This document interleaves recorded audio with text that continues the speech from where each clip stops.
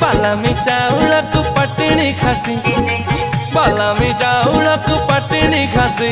तुझिया दक्षिणी मु टोकाटा देसी बालामी चाउळकु